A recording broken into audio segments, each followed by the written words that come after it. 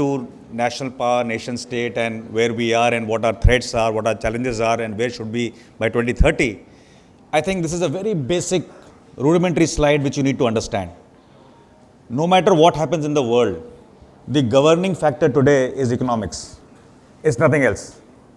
It has to be economics, it has to be trade, it has to be commerce, it has to be numbers, it has to be making sense to engage with anybody, to call him an alliance partner, strategic partner, what do you want to call it.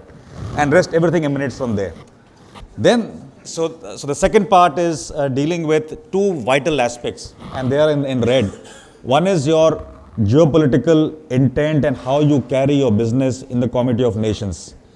And that hinges on many parameters. We'll discuss a few today. And the second part is the defense preparedness, because that is much more, so to say, visible in your face when you are seeing daily activities, happening. And that is where when we say Pakistan, China, who's abetting what, where is Turkey, where is Iran, where is Sri Lanka cropping up from, who are our friends, strategic partners, Russia, US, Quad, Asian countries, everything gets enmeshed there. So unless you have the geopolitical intent and the proactivity in yourself, and you have the right amount of defense preparedness, not to over-prepared, not to spending money. Imagine a country of nearly 1.4 billion now, they say, and growing. India cannot afford, and like my younger friend said that you are less than 2% or 2.3, 2.6% of GDP. I don't think so. India can do more than that. India should not do more than that, because there are many more things to be done with that money than putting it into the coffers of the defense industry to prop up the arms race and try to be extra prepared. The other three things which will always haunt a country internally, and when I say haunt, it is not that fearful haunt, it is something as a thought which should come to us as citizens, is social equality, education awareness, and economic prosperity. Unless roti, kapda, makan, the stomachs are filled and people are thinking right, the sense of national pride, nationalism, the correct way forward will never come, because individualistic pain will take you somewhere else. It may not be in sync with what your nation wants to know or nation wants you to think on. And then the two things are your basically governing structures. Whether we say governance, we say judiciary, because today we see a lot of, and mind you my saying, the judicial prudence in the country is not absolute ever, especially in our country. It dwindles with power, it dwindles with money, it dwindles with whatever. I mean, the case in point is I was coming on that aircraft today and I saw a tweet and somebody said that there's a person called Umar Khalid, I don't want to know his name more than that, and he was granted bail because he wanted to attend his sister's marriage. Whereas there was some Dinesh Yadav who couldn't get bail from the similar legal system to attend his parents' last rites. I think that is criminal itself. So, don't quote me anywhere in judiciary because I don't want cases against me, but that is my perception as a citizen. That is where it needs to be a little stronger, more robust, and more practical in nature. Media, fortunately, unfortunately, we call it the fourth pillar. And for the longest time, it has been a subterfuge of the political intent of the money powers of the world, and that's the way it happens everywhere. Whereas you all heard that BBC fiasco, right? They tried to broach something against our Prime Minister. And what is BBC? BBC is a nearly state-owned incorporated media, which is owned by partially the views of the government of the day. Why shouldn't I, sitting here in India, see it as a design of that country to impose the media will on me, or their will on me through other means of media? It's a very powerful instrument. People who are sitting here in the front row have been on the media. I have seen them myself. But I think media is something which needs to be much more responsible, much more aligned towards the national power as a team player, rather than breaking our country down the way some of them do. And while you may get a headline, while you may get a news, while you may get a bite from somebody, I'll give you one example from the military perspective. Say you are in Kashmir, and in the good old years of 1990, you were going to do some kind of a cordon search, and you open fire, you fire an RL burst, knowing fully well that particular hutment has got 3 terrorists. You don't know those terrorists have taken 8 people hostage, that int is not with you, but you fire. And say in that, there is a collateral damage and 2 civilians die who are innocent, right? There are 15 or maybe more than 50 ways in any media in the world can present that to you. It can be presented as bad as that Indian army is a butcher, right? It happened in Meghalaya, it happened in Northeast, it happens everywhere else. So you can showcase a good army as the way you want. But The correctness of fact is the int was A. Based on that int, the choice was A or B. You took choice A, you fired that round, 2 terrorists died, two innocents got killed, right? That's a fact. Now that is where the perception and the management of the perception, and that is when I see, and I've seen many channels, and you all have also seen, it's the way they present. Last but not the least, in whatever is written here, click the next one, is what I say the two most essential tools today of national power. I mean, we have read thesis on national power, nation state. I will also flash some slides today. But I think these two are the most critical assets of any country, and especially our country where the intellectual thirst to know more, to be more aware today is higher, especially when we say we are a young, youth-filled nation. Obviously, the hunger and the lust for information is more. And the diaspora, imagine, I'll give you one more example. For 35 years, ISI has acted in a manner, in absolutely unpunished manner, to spread propaganda and whatever against our nation and our armed forces, and they have succeeded. They have succeeded because we are very fond of going on internet and seeing, oh, ISI has hired 1,500 youth to do this game. ISI does not end there. ISI ends with the biggest diplomats in the highest echelons of world structures, including the UN, including the WTO, anywhere else they can go with money to influence opinion. And that is when you find, even in the scribe world, those people sitting on those small chairs of editorial drives or inputs to be given, they are able to manage inputs and reports against our nation much more freely still today.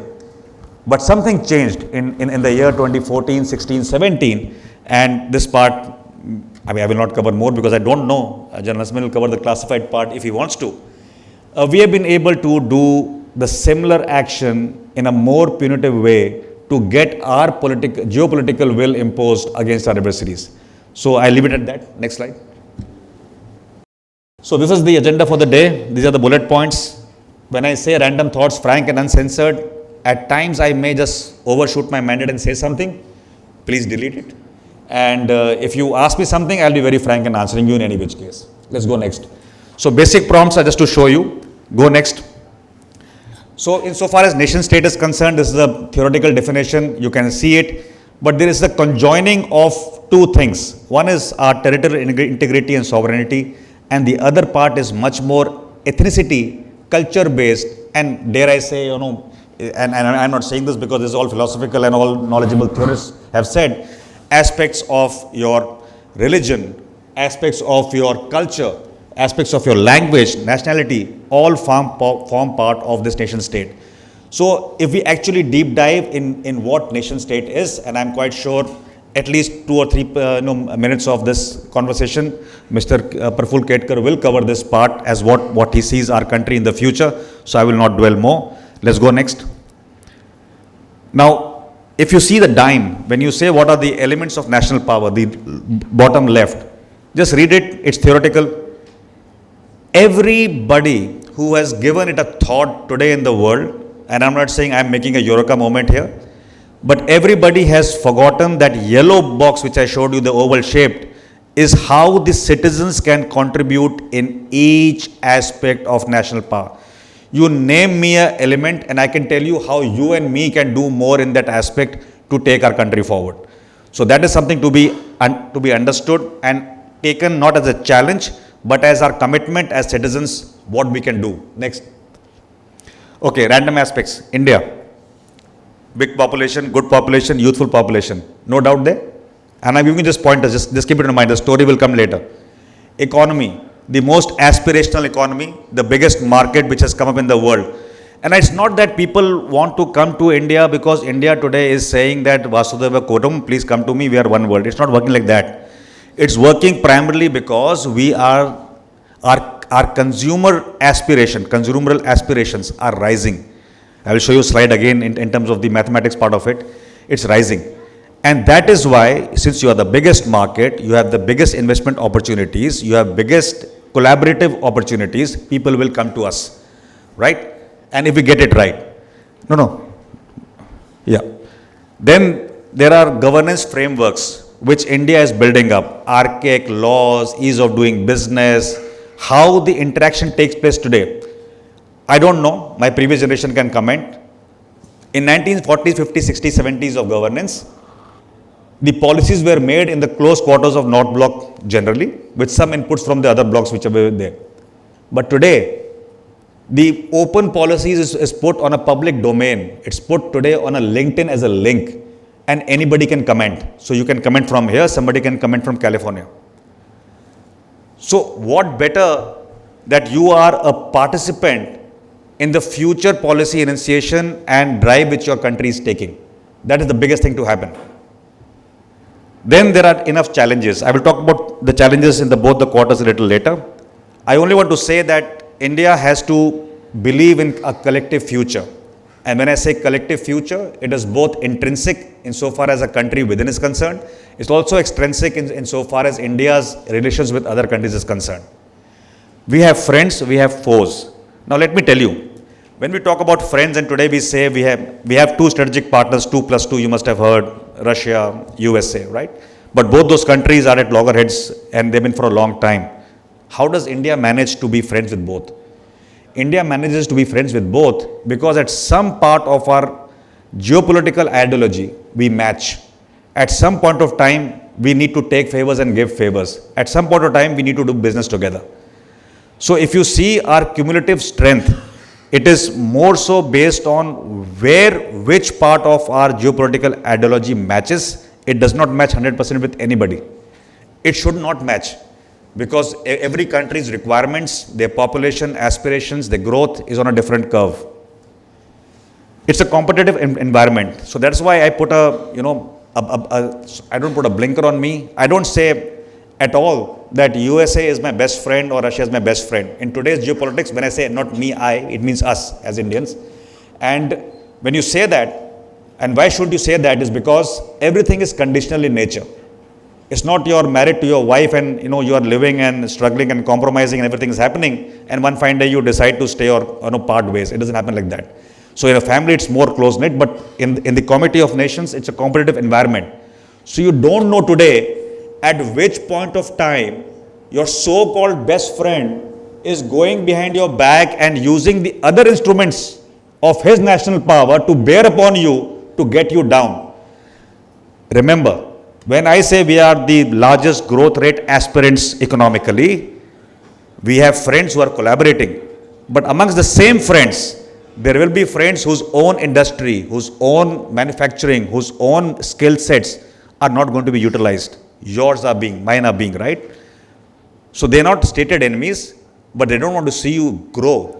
If half the world is going to grow at 3%, 4%, and if the IMF says India is going to grow at 6.5%, there's a problem. Because the one who's growing lesser is looking at you as a competitor. So it's a very different world when you see how these individual aspirations match. There are old issues. We used to say, Hindi chini bhai bhai, we got stabbed. We also talk about a lot of friends today.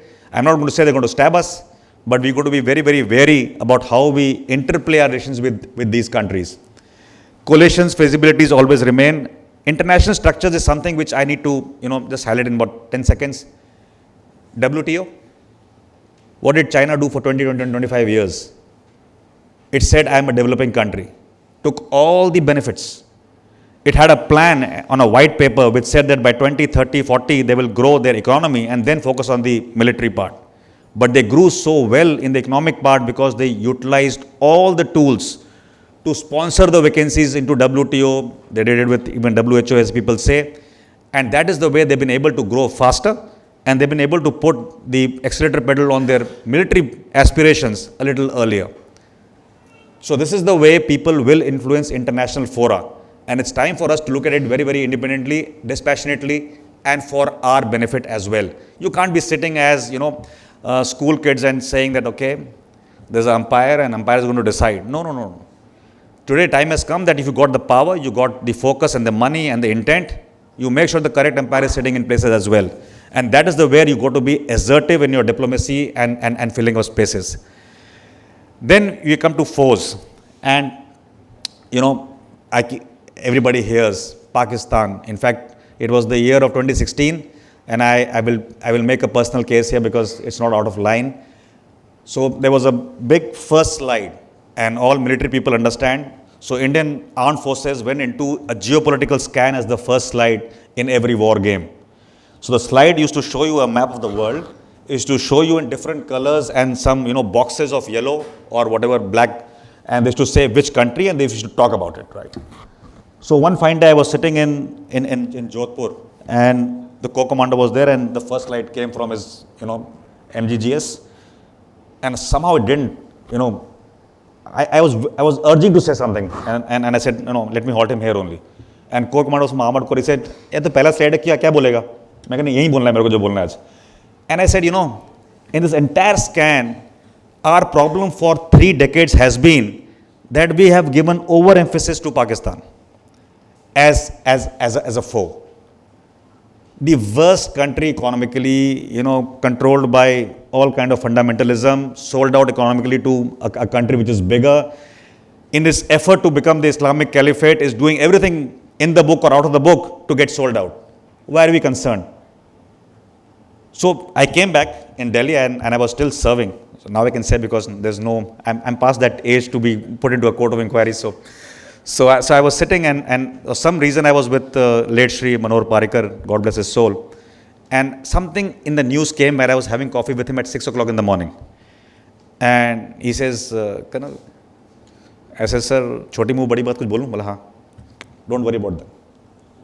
I said, you tell the Indian Army, like Mr. Jaitley told when he visited in July of 2014, the first time he told the troops, you have a free hand, what you do on borders, it's your problem. It was not before that. So contrary to all the corps commanders claiming that we had a free hand, I mean, it's a little abject, it's not very certain, but 2014 onwards, yes, a free hand. And when this issue came, so I said, okay, free hand, just nudge your commanders to, fire 2 bullets from every post in the evening into Pakistan. Just 2 bullets. Knowing their, fire control and their abilities, they will poof off 2-3 magazines. And currently, as we speak, they have got a war waging capability of 12 to 14 days as per our OL Directorate and operations in DGMO. They will go down to 3-4 days only in the next 1 year. Where are they today? Did we have to call for a war? No. And imagine the national fervor when things happen, people like us sitting in the CV street or military uniform, veterans, oh, this government, this 56-inch, that 54-inch, whatever has happened, what are they doing about it? I mean, you want to pull the country into a war tomorrow morning and then go economically down by 10 more years, then how do you compete with China after 10 more years? You can't. Right? So it has to be a little balanced view. It can't be carried away by emotion just because 6 soldiers have been killed by the Pakistanis or they've been beheaded. It doesn't happen like that in the real world. Right? That's emotional. You have to be practical. You got to get a country down. That country is down today or no? I think it is reasonably down, right? It will grow with some funds, chanda here and there, some millions from China and here, then will happen. Now, the other part is the capability and collusivity of your enemy. We always keep saying 2-front war, 3-front war, whatever fronts war. Believe you me, no country wants to be so backward in the next 10 years economically just because it thought of fighting a war today. And that's true for a country like India as well. So if I say, and I dare say that we are not interested in war, it may be a fact. But if I say we should not be prepared for a war, then it will be a fallacy. So a country must be prepared. There are other instruments to squeeze the adversary. You remember, there used to be a time, beheading was very common, right? 2012, 2013, used to hear the news, beheaded. And there was a time when and sir, please bear me out because I have to say this now. So, a young brigade commander, what will you do? If somebody comes and kills somebody in your family, what's your natural reaction? You'll go and kill 5 more there, right? I mean, the rest is logistics. If you can reach him, you can kill him, fine. But Indian Army brave soldiers, they went across, they had their 2 heads chopped off, they went and chopped off, I think, multiple of 2 that night. It almost came to a degree of a court of inquiry that day. Somebody from top said court of inquiry. One corps commander went home thereafter. But he didn't let that happen. So that's leadership, right? And when you see this entire game of exclusivity, why should China fight Pakistan's war? If say hypothetically, tomorrow something goes off in the, RS Pura sector and there's a war which it gets initiated. I mean, how many of us think that China will come with its airplanes and start bombarding the Indian airfields? Going to happen? It's not so easy. So all this 2.5, and the biggest problem with our country has been the nuclear, bogey for the longest time. Every staff college person like me, when he does the PhD, out of 10, 3 write books on nuclear philosophy for the country, right? And it gets carried on. Many thinkers have written. And all these years, we were curtailed in our efforts to nip Pakistan on many fronts. Why? Because our people said nuclear, and the West fed it beautifully through all kind of Rand Corporation comparisons every annum, that this is where USSR is, this is where USA is, and then India, Pakistan, nuclear states, and Southeast Asia will explode. I mean, what were you thinking? So we kept putting resources into one theatre, and for 3 decades, because Hindi chini bhai bhai, we forgot the other theatre. Today, with a lot of responsibility, sir can probably amplify, we actually have been behind China in our preparatory efforts by at least 3 decades. What's the good part? The good part is Doklam happened, right? We went, we supported. And if you follow me on Facebook, I wrote a very big thesis, and I think that was the first time Bharatji interviewed me on China that time. And I said, what are the points of no return in this conflict going ahead? Galwan happened, right? And I mean, whatever we were seeing or doing or showing strength, one good thing has happened after Galwan, which is the bottom line. India as a country has not stopped infrastructure development along the LAC and to the LAC. I'm not talking about the accretion, how much mech forces, how much of aircrafts, what has happened. But something which was rudimentary should have been kept on after 62 was not done for decades. And then when you are paying price today to construct that today, what is your purchasing power today compared to what it was in 1960s? So you've gone down in your purchasing power, and now you're doing the same thing which you ought to have done 4 decades, 5 decades ago. So these are critical decision-making, issues which suffer. Last is something called plausible deniability, and I keep saying this with impunity. Government action, a stated action. MEA, a stated action. Military, a stated action. Today, out of uniform, am I part of the government? Am I part of an organization? So say me and M.R. Venkatji go on a TV debate and we say something about, he talks geopolitics and I say military. Even if it's a fact, right? Even if I say that this action has been taken by our country to go and, capture Blacktop. Even if I say tomorrow that before Galwan we killed their troops. I mean, somebody will take it as a joke, right? But it may be a fact. So what do we have? We have some level of authenticity where the government can deny. They can say, Rohit must have had 2 drinks extra last night and he spoke on the television, right? You can get away with that. That is the intent, how to make plausible deniability to get at your foes at least. Next. Okay, just snapshots. And these are snapshots for people in the younger lot to understand. This is the GDP growing year on year, and this is the data which has come from the government itself. So look at how we were, where we are, and what is our anticipated bounce back in terms of economy in now the thrust this financial year onwards. Next. Now this is a defense expenditure. Take it from me, India cannot afford a 5%, 9% GDP into the defense sector. India will never do it. It should not do it. Are there poor people on the streets? Answer is yes. Is infrastructure the best in the world? Answer is no. There is much more to be done in between these 2 parameters for India to be able to spend on its defense. So if you see this line is the anticipated projection of where the defense budget should have been. And if you see this line now for the last at least 5 years, you are actually getting more into the defense than what your projections ought to have been as per your growth of GDP or whichever financial parameter. So you're doing reasonably fine. Let's not get over worried and keep questioning the defense, because for at least 2.5 decades I know of, after having been allotted the money from the government of the day that time as well, the armed forces could not fulfill the expenditure completely for that. They couldn't book the money. right? So whatever be the system, the procurement policy, whatever happened, we have been slow and sluggish ourselves as well. So let's say that. Next. The deficit, yes, it plummeted after the COVID. It's going back. But this is the best comeback, global comeback, which people briefed me before I came here to happen. Next. Spending to GDP ratio is always going high. So go ahead. And also debt is rising. Now see the consumer spending. This is the crux of where the country is headed to. If you and me and our economy are doing well, everything will happen. Atmanirbhar will happen, Make in India will happen, Startup India will also happen. There is no other way to go ahead. It's all economics. Disposable personal income. Look at the shoot in the last 50 years of graph. Next. Now this is a worry. And I'm flagging worries as well. The rural population of our country is dwindling. They're not dying, they're migrating. Right? This is a cause of worry for an agrarian country which is rising in population, which needs mouth to feed. You don't have to be a country today who are, surplus for your agricultural products, and tomorrow you become the biggest importer of agricultural products.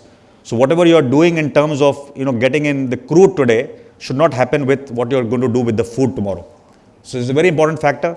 So all that we think as individuals, as entrepreneurs, as youngsters to create in the system should always be around the rural community for them to be self-sufficient and self-reliant and automatically. And I'm not saying that the village will remain a village with mud houses, but at least the geography will remain the same. The amount and quantum of aggregation will remain the same. You see Punjab, right? Half of them are sitting in Canada and UK and other places. Who's tiling? Somebody else. And there's all kind of, non-performance happening, efficiencies are going down. Next. So look at what our economy has achieved. Snapshot again. Just look at the first one, because ladies are here, you will understand gold because you are fond of gold, right? So we're building up gold reserves. See the exponential rise. That's the power of my country and our country. So you must see from the economic point of view. Next. Exports increasing, whatever. Now this is terrorism, right? A lot of hubaloo, this happened, that happened, demonetization happened. I don't want to go into demonetization, the political part. One thing certainly happened is that the change in the hand in Kashmir vanished, right? Even if that is a reason, I think it's reason enough for that to have happened that time. Even if that is the only reason. That's from my perspective. There may be many other reasons. Political biscuits will say, no, that was done because you wanted to kill the UP, opposition, that opposition. They had a lot of, what did they have? Black money, right? Got killed. No problem. Go next. Business confidence in our country is rising. One comes from a sector of industry. I understand, how it is shaping, how G2G connects, G2B connects are happening, and they are already, leading to a lot of investment in our country. And one of the fields is going to come probably next, this one, is energy. Huge import of crude is a burden. To offset renewables energy, International Solar Alliance we had. We are going into multiple forms of renewable energy. We have pledged a net zero by 2070. You know what this means? Structured, unstructured. Maximum job creation, if it can happen, is going to happen here. Maximum investments is going to happen here. Maximum infrastructure to support this mission of 2070 net zero is going to happen here. Where is here? Here is India. Right? So that is the prowess which you yield today. This economics we'll discuss sometime later. Next, please. Now, the other part is the soft diplomacy part. Many facets to it.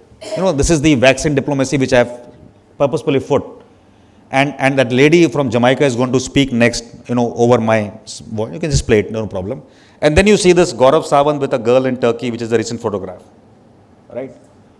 Do we ever imagine what is the worth of these actions in terms of geopolitics, in terms of putting our intent, in terms of, we have not put boots to ground in Afghanistan ever.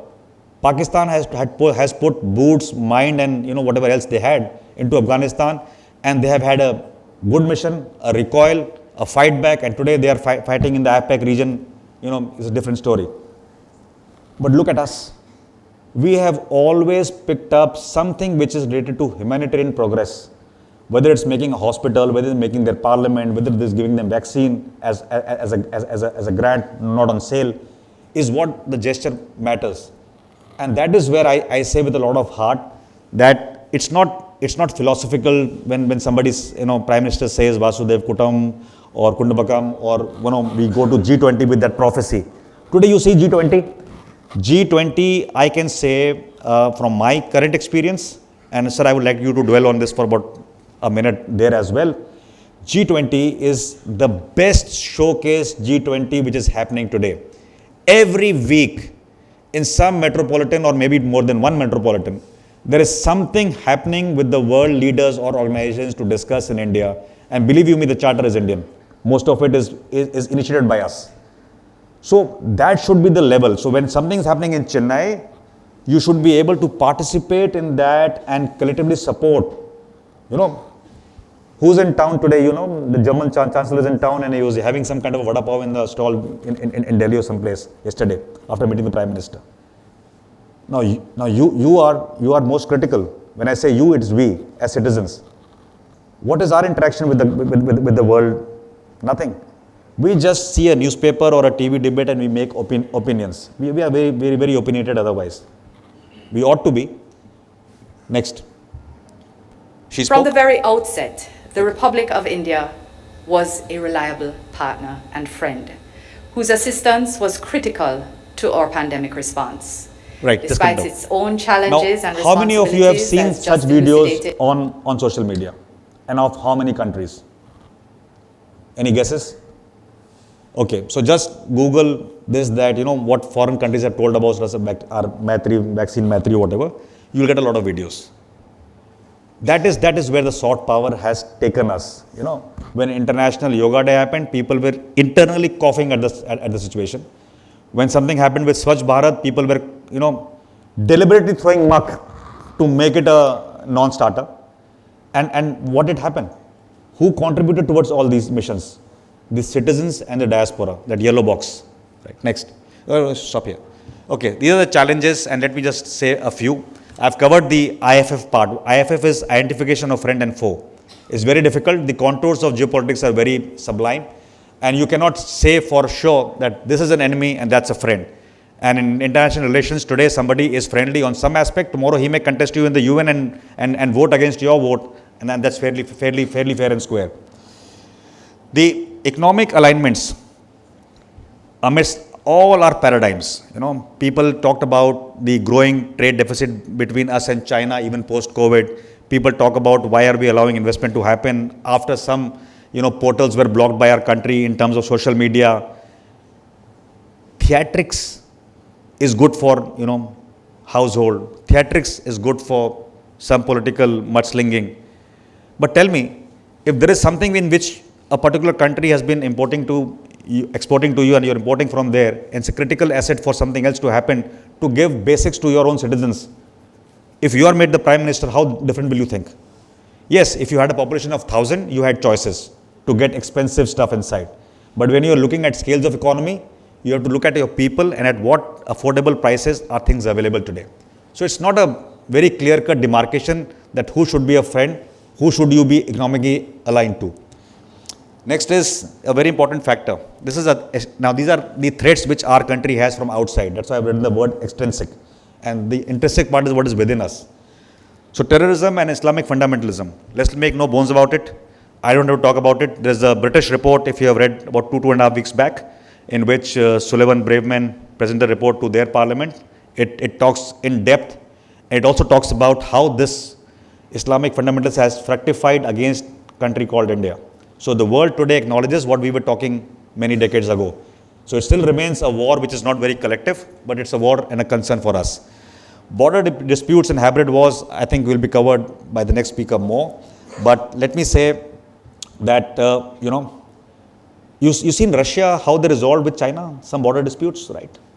Why did China agree to Russia? Any guess? Okay, I'll tell you the story. The guess is no guess, it's just that Russia was a bigger military force to impose its will to get that done. Is it in Chinese interest to resolve border dispute with India today? No. It's occupying illegally part of the Tibetan plateau completely. It's not in their interest to resolve borders. It's in our interest, right? How do you resolve it then? You can't keep going crying, UN mein seat de do, ye kar do, wo kar do, won't happen. You got to get powerful in the years to come to impose your will. Right. So I will just cut a few points because I've been shown this sign that time's up. And right, let me talk about India. And in India, this cabal continuum, we have many continuums which we have learned in geopolitics and military.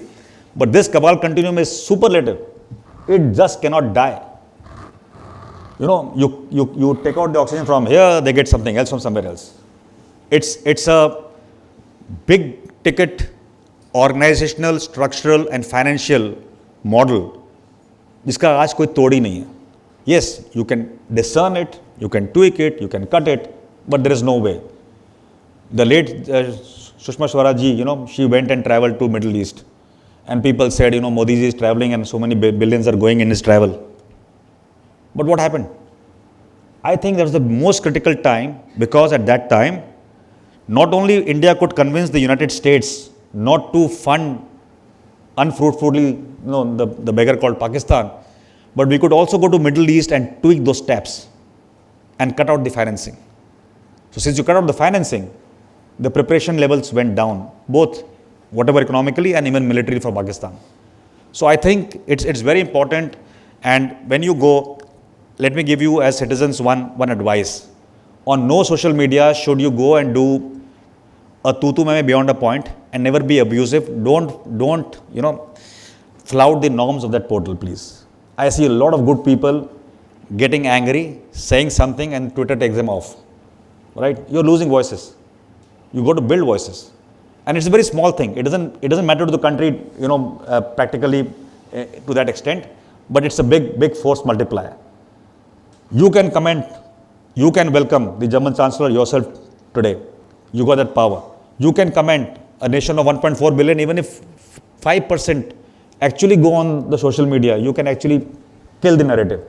But we don't do it. Those 1500 ISI people do it better than us because they are focused, right? Okay, poverty and lack of opportunities is the last thing which I want to talk about here. Any country, the internal strife or dissatisfaction increases when people's basic needs are not met, or their aspirations are not taken care of, or the first part, cabal continuum manages to infuse a thought that it's Sood Budka Sarkar, it is Adani and Ambani versus you. What happened in the farmers' protest? Imagine farmers' protest, and if Ambani and Reliance are to go into Punjab to establish for energy security, say some bioenergy projects, large scale ethanol plants, what will happen to them? So narrative building, how to keep it intact, is something which is a responsibility of a citizen like us. Next, please.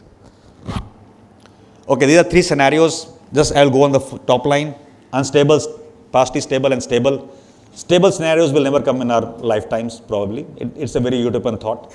But let's concentrate on some part of unstable and stable and see how we can go ahead. I'm not talking because I've been already shown time's up. Next. Yeah. Recommendations are from right to left.